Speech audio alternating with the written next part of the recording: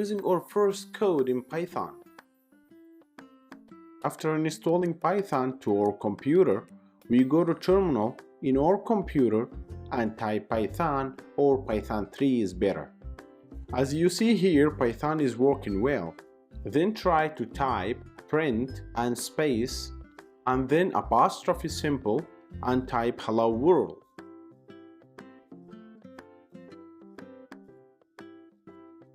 And put apostrophe symbol again and press enter in the keyboard. Very nice. As you can see here, Python printed hello world well. This is our first use of Python. Thank you very much.